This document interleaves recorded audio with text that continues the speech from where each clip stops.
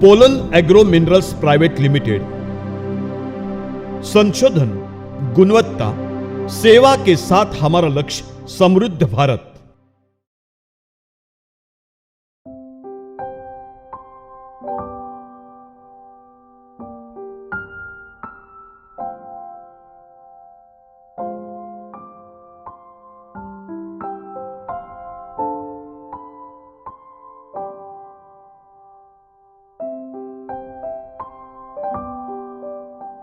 नमस्कार।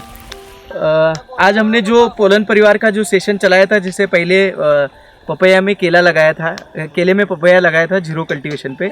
उसके बाद जो हुई एक्सेस बारिश की वजह से जो खेती के अंदर जो नुकसान पहुंचा है, इसमें काफ़ी जो कल्चरल प्रैक्टिसेस थी वो बिगड़ चुकी थी। तो इसके कारण ज़मीन की पूरी तैयारी करके फिर एक बार पोलन परिवार की ओर से सारे भारत के किसानों के लिए जो सीखने सिखाने के प्लेटफॉर्म पे पोलन किसान आपको दे रहा है कि आज केला जो लगा रहे हैं उसमें जो प्राथमिक लगाने की समय में जो दिक्कतें आती है या कुछ जो खामियां रहती है उसको कैसे परफेक्ट किया जाए, इसी के लिए ये प्रैक्टिकल सेशन और आखिर तक इस प्लॉट के जो पोलन रिसर्च फार्म के जो डिटेल रहेंगे इसी चैनल पे अपने देखने को आपको मिलेंगे। तो आज हम यहाँ पे केले लगाने का शुरुआत कर रहे हैं।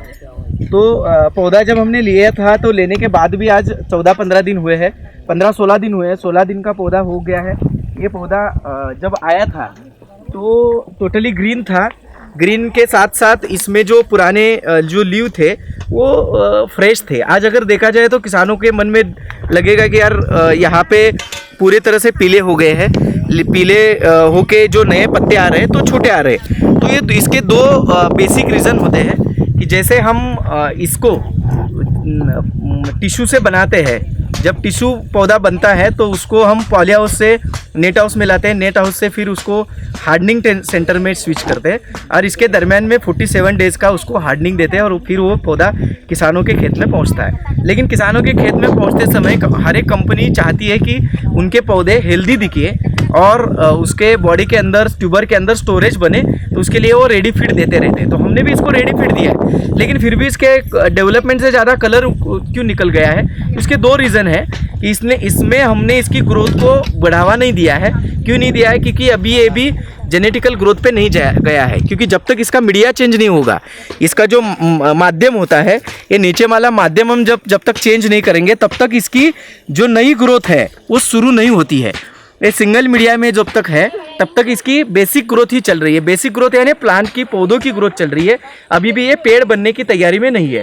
तो इसी दरमियान हमने उसकी जो न्यूट्रिशन रिक्वायरमेंट है उसको कम किया है, साथ ही साथ इसको पूरी तरह से धूप में रखा है कि जिससे धूप में रहने की वजह से ये इस एनवायरनमेंट के लिए पूरी तरह से तैयार हो, कि इस एनवायरनमेंट में उसको जितना भी मिनिमम और मैक्सिमम टेम्परेचर सहना है। जब अंदर फील्ड हम जब प्लांटेशन करेंगे तो प्लांटेशन के बाद जो टेम्परेचर रहेगा उसका पूरा अपडेट इस पौधे को दिया गया है। इसकी वजह से इसके जो रंग है वो उड़ चुके हैं, क्योंकि पौधे को पूरी तरह से लाइट मिलने की वजह से उसने फोटो फिल्मिंग प्रोसेस को स्टार्ट किया, यानी प्रकाश संश्लेषण क्रिया को शुरू किया। इस शुरू करने की वजह से उसने जड़ों से यानी रूट से न्यूट्रिशन की डिमांड की, लेकिन न्यूट्रिशन इसमें सफिशिएंट नहीं थे। इसकी वजह से उसको प्राइमरी न्यूट्रिएंट्स नहीं मिले। तो आप अगर देख पा रहे हो तो फिर नए जो फीडर रूट है, बड़ी बड़ी जड़ें नई शुरू हुई। ये जड़ें शुरू क्यों हुई? अगर हमने इसको फीड दिया होता तो पुरानी छोटी छोटी जो जड़ें थी उसमें ही वो अटक जाता। अभी हमने जड़ों का विकास करवा दिया। क्यों करवा दिया? उसने नए रनर रूट्स को पैदा किए। क्योंकि इसमें से हमने खाद बंद किया, साथ ही उसको पूरी तरह से छांव में न रखते हुए धूप में रखा। तो अभी ये पौधा क्या करेगा, जब हम प्लांटेशन करेंगे तो इसको ये पूरी तरह से पता है कि ये एनवायरनमेंट क्या है, और इस एनवायरनमेंट में जैसे ही उसको एक्सेस न्यूट्रिशन और माइक्रोफ्लोरा, सॉइल माइक्रोफ्लोरा कनेक्ट होगा तो वो राइजोस्फीयर की कनेक्टिविटी से पौधा कुछ ही दिनों में अपनी ग्रोथ स्टार्ट करेगा। तो ये इसकी खासियत है कि किसान भाई भी यहाँ पे गड़बड़ी ना करते हुए इसकी ओवर केयर यानी ज़्यादा ख्याल रख के इसको क्या करते हैं, फिर दिक्कत में लाते हैं कि फिर किसान जब खेती में लगाता है तो इतनी केयर प्रैक्टिकली पॉसिबल नहीं होती है। तो इससे पहले ही उसको तैयार करने की आवश्यकता है, और ये तैयार करने का बेसिक प्रोग्राम था। तो 14 दिन में हमने 2 बार इसको फीड दिया, 2 से 3 बार फीड दिया है, और 3 बार फीड में उसमें हमने 13-40-13 उसमें कैप साथ ही साथ इसमें एक फंजीसाइड और थोड़ा सा माइक्रोन्यूट्रिएंट मिक्सचर इसका दिया था, मिलीग्राम के हिसाब से दिया था, जिससे कि पौधों में ग्रोथ इनिशियल स्टेज की बनी रही। तो यहाँ पे जितने भी आपको लीफ दिख रहे हैं ये नए लीफ है, पुराने जितने भी लीफ थे जो हार्डनिंग के लीफ थे वो यहाँ ही पेड़ पौधों में ही निकल गए। तो अभी जैसे ही पौधा लगाएंगे तो आप आने वाले सेशन में देख लीजिए कि कैसे ग्रोथ पे चलता है। क्यों चलता है? क्योंकि उसको जो भी मिलेगा वो बोनस रहेगा। अभी उसकी हमने जेनेटिकली सप्रेस तैयार की है और इसके बाद उसको हम इम्प्रेस करने के लिए तैयार है। तो आने वाले सिचुएशन में जब प्लांटेशन करते हैं तो क्या क्या तैयारी करने की आवश्यकता है, तो हमने इसको पहले आप फील्ड में देख रहे हो तो यहाँ पे पहले हमने शुगर का प्रेसमेंट डाला है। ये प्रेसमेंट है, ये प्रेसमेंट में बायोमास की प्रिपरेशन की है। तो एकड़ में 7 से 8 टन का प्रेसमेंट डाला हुआ है। इसमें ये प्रेसमेंट में जो सल्फर आता है, नेचुरल सल्फर जो मिलता है, ये सल्फर यहाँ पे हजार्डस फ्यूम ना बनाए, इसके लिए हमने इसके ऊपर क्या किया है, डोलोमाइट डाला है। हमारे यहाँ डोलोमाइट मिलता है तो हमने डोलोमाइट डाला है। डोलोमाइट और जिप्सम, इसमें दोनों में फ़र्क कुछ नहीं है, दोनों में कैल्शियम सल्फेट है। ये इसमें भी कैल्शियम के साथ थोड़ा बहुत मैग्नीशियम आता है, लेकिन सल्फर की मात्रा इसमें थोड़ी कम होती है। लेकिन यहाँ पे जहाँ पे पोलन परिवार की फील्ड है, यहाँ पे ये इजीली अवेलेबल है, इसीलिए हमने इसको डाला है। आपको जहाँ पे जिप्सम मिलता है वैसे यहाँ से आप जिप्सम डाल सकते हो। तो इसके अंदर अभी जो फंगस की ग्रोथ हो रही है आप देख पा रहे हो, तो इसमें पूरी तरह से फंगस की ग्रोथ शुरू हो चुकी है। और ये फंगस की ग्रोथ आपको डिटेक्ट करती है कि ये ज़मीन के अंदर भी माइक्रोफ्लोरा तैयार करने की तैयारी में लग चुका है। तो ये हमें डेवलप करने की आवश्यकता है कि यहाँ पे जब हम इसको एक्सप्लोर करेंगे तो अपने आप ये क्या करेगा, इसमें से सल्फेट क्या करेगा, इसमें जो अननेसेसरी अनवांटेड केमिकल्स है, इस अनवांटेड केमिकल्स को रिमूव करेगा और फिर इसका डिकम्पोजिंग, नेचुरल डिकम्पोजिंग शुरू करेगा। तो ये आपको तैयारी में करना है। साथ ही उसके बाद हमने इसको लाइनअप किया है। हम बेड के अगर साइज़ देखेंगे तो टेबल टॉप जो है, ये पूरी तरह से टेबल टॉप ऊपर के ऊपर से अगर देखा जाए तो 27 से 32 इंच का टेबल टॉप बना है। थोड़ी धार में जहाँ चलने की जगह हमने रखी है वो हल्की सी हाइट पे रखी हुई है। तो टेबल पे बाद में हमें इंटर कल्टिवेशन करने की आवश्यकता नहीं है। तो इंटर कल्टिवेशन करके जो बाद में हम जो खर्चा करते हैं वो यहाँ पे करने की आवश्यकता नहीं है।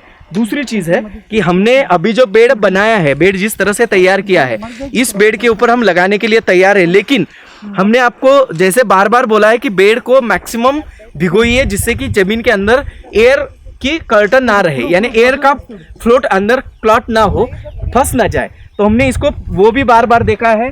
अगर 2 लैटरल हमने जो को लैटरल डाली है, मेन लैटरल है, को लैटरल है, दोनों लैटरल के बीच में इसको बार बार भिगोया है।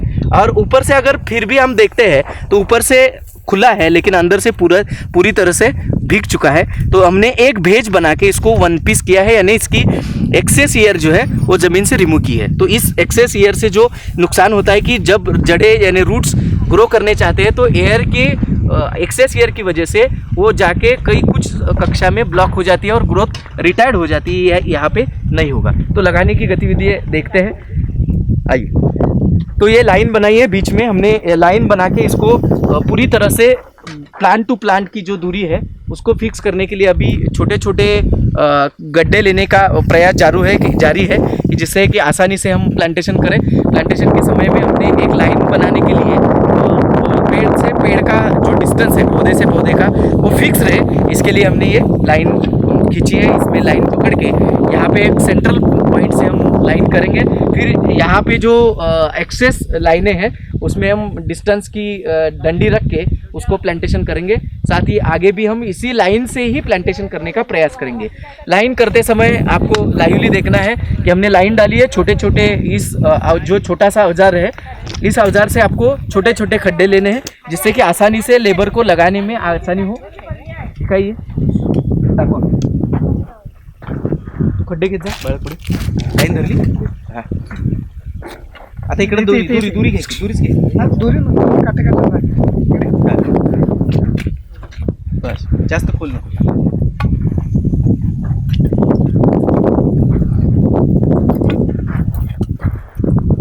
काटी से ये जो एक स्टिक बनाई है इसका जो लंबाई है वो 5 फीट की रखी है, लेकिन 5 फीट रखते समय इसमें 2 इंच को हमने काट दिया है। 2 इंच कम रखा है क्योंकि जब हम खड्डा लेते हैं तो वो 2 इंच का खड्डा रहता है। तो जब नाप डालने वाला बंदा जो है वो 2 इंच उस खड्डे के आगे से जब नाप डालेगा तो हर खड्डा 2-2 इंच बढ़ के फिर 5, 6, 7 गड्ढे के बाद अपने आप वो डिस्टेंस 1 फीट से ज़्यादा एक्सेस होगा। तो एक्सेस ना होने के लिए हर खड्डे का जो वेट यानी साइज़ है उसको हमने इससे रिमूव किया है, जिससे कि आसानी से आप खड्डे टू खड्डे का अंतर 5 फीट पे बरकरार रख सकते हो। ठीक है, आइए हम पूजन करते हैं और फिर उसके बाद प्लांटेशन की तैयारी करते हैं।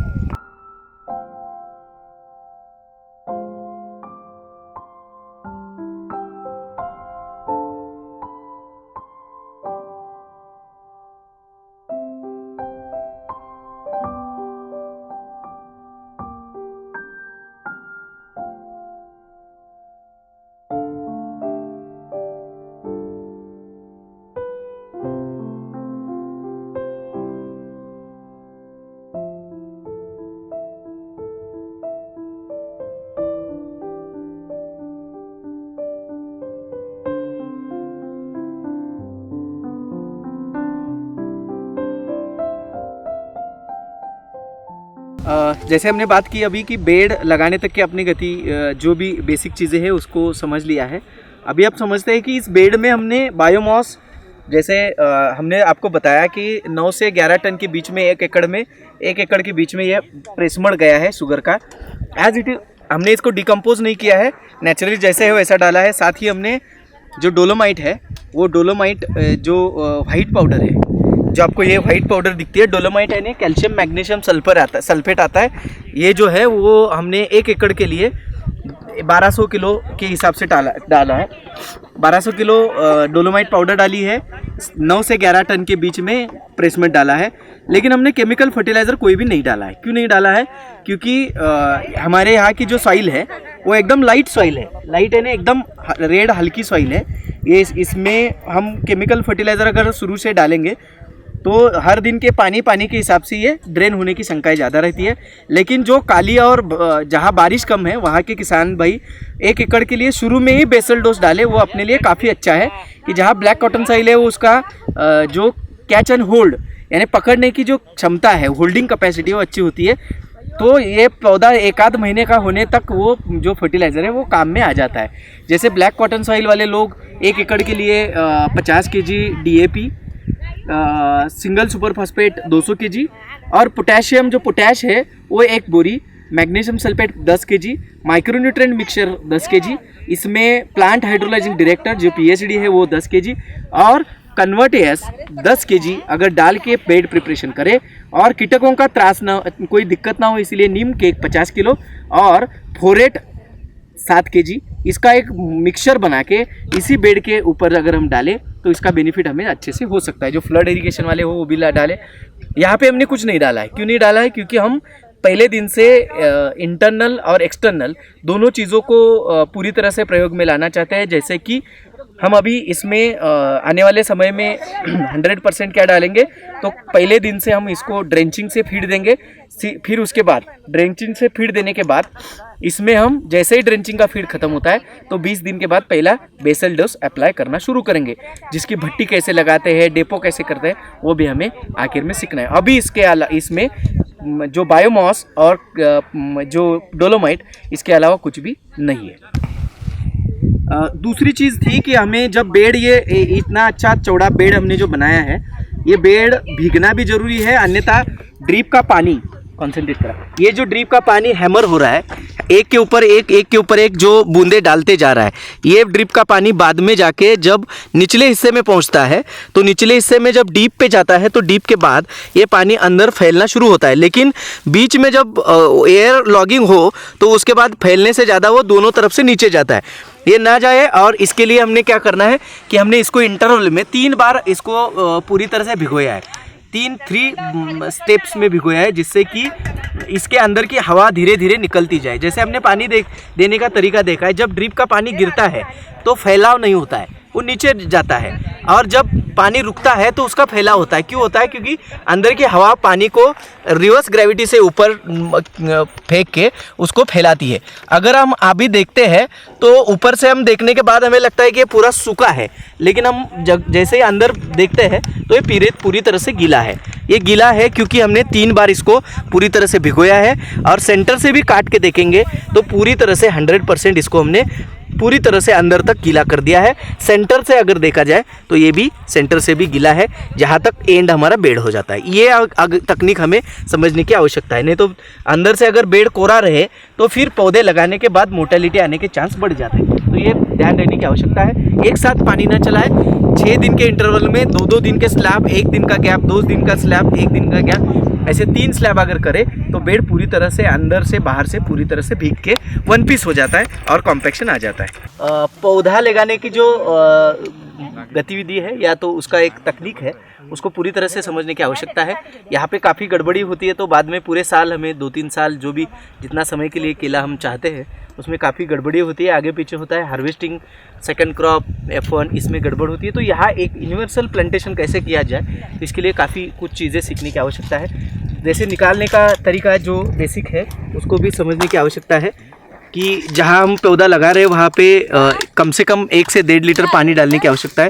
ये पानी डाल के यहाँ पे हम कीचड़ बनाते हैं मोस्टली।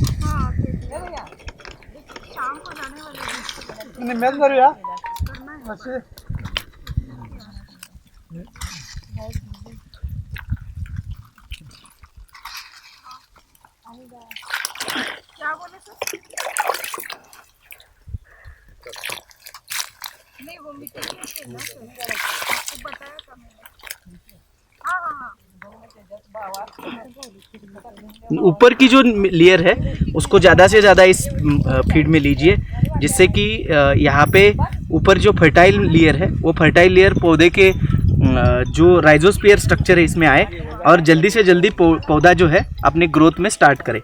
तो इसको पूरी तरह से ये पानी करने के लिए पानी क्यों किया जाता है, ये इसमें पानी इतना ज़्यादा क्यों दिया जाता है और ये कीचड़ बनाने क्यों बनाना है।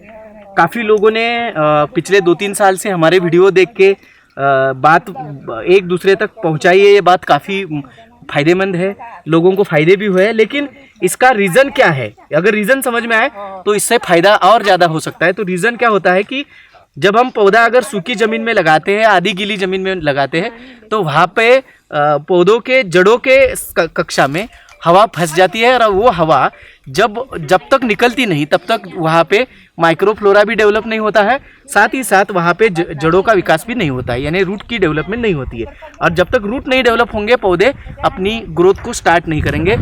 तो पौधा इंस्टेंट ग्रोथ में चल जाए, तुरंत ग्रोथ में चालू करे, इसके लिए हमें इसको कीचड़ बनाना है। कीचड़ बनने से क्या होता है, हमने बार बार देखा है कि ज़मीन के अंदर जितनी भी हवा एंटर करती है उसको पानी से ही बाहर निकाला जा सकता है। जितना हम पानी ज़मीन में एंटर करेंगे उतनी हवा ज़मीन से बाहर निकलती है। यहाँ हमें कॉन्सेंट्रेट सॉइल चाहिए, यानी कॉम्पैक्ट सॉइल चाहिए, जिससे कि ये जो पौधा हम लगाने वाले हैं उसके निचले हिस्से में, जैसे मैं अभी पहले पौधा दिखाता हूँ आपको, पौधा निकालने का तरीका।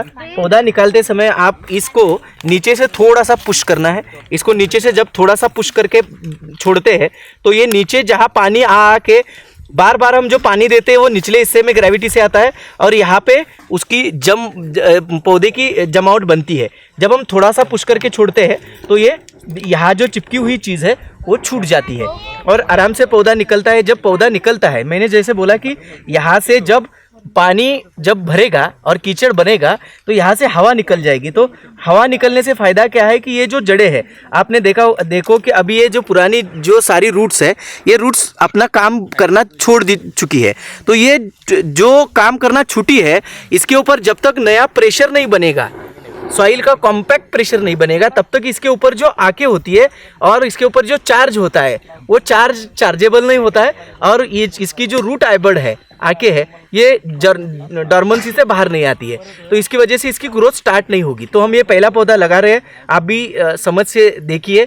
लगाते समय अगर दो पौधे दिखे तो इसको हल्के हाथ से ऊपर से नाखून से कटवा दीजिए, जिससे कि उसकी ग्रोथ प्राइमरी लेवल पे ही रिटायर्ड हो जाए, जख्म बड़ी ना हो, जिससे कि अंदर तक कोई फैलाव ना हो। लगाते समय और एक चीज़ रखनी है कि ये जो सीड बॉल है, इसको सीड बॉल बोलते हैं, जो कोकोपीट का बनता है। और ये सीड बॉल को कहीं भी तरह से टूटने नहीं देना है। अगर ये टूट जाता है, ये टूटता है तो इसकी जो मेन शॉर्ट रूट है और ट्यूबर है, यहाँ पे अगर हवा एंटर हो गई तो इसकी सारी जो आँखें हैं यानी रूट आइबर्ड है ये डॉर्मेंसी में चली जाती है और फिर वो लंबे समय तक उसकी डॉर्मेंसी ब्रेक नहीं होती है, तो पौधा ग्रोथ नहीं कर पाता है। तो आपको लगाते समय ये ध्यान रखना है, अगर टूटा फूटा है तो इसको फिर एक बार इसमें रखो, प्रेस करो और 2-4 बार उसकी कॉम्पैक्शन को बनाए रखो, फिर उस 4 दिन के बाद गैप फिलिंग में इस पौधे को लगा दीजिए। ये देखो मैंने इसको हटा दिया, यहाँ तक ही आपको डुबोना है, इससे ज़्यादा नहीं। मिट्टी उसके थड़ तक नहीं आनी चाहिए, जितना हो सके देखिए, और हल्के हाथ से मैंने उसके ऊपर मिट्टी चढ़ा दी। पहले भी हमने देखा हुआ है कि इसके ऊपर आपकी ज़्यादा मिट्टी नहीं आनी चाहिए, बस जितना पौधा है उतना ही, यानी जो कोकोपीट हमने जितना था उतना ही डुबो दिया है, एक्स्ट्रा का इधर कोई भी मिट्टी नहीं लगा दिया है। जितना भी कम रहता है तो बगल से आप थोड़ा थोड़ा मिट्टी लेके इसको बैलेंस कर सकते हो, ज़्यादा दबाने की आवश्यकता नहीं है। अगर आपको लगता है कि थोड़ा कम है तो यहाँ पे आप ऊपर से थोड़ी सी गीली वाली मिट्टी इसमें लगा सकते हो। आधे घंटे के बाद ये जो ऐसा जो अनबैलेंस दिख रहा है, ये आधे घंटे के बाद जब ये पानी चारों तरफ से खींचा जाएगा तो ये कॉम्पैक्ट होके स्टैंड हो जाएगा।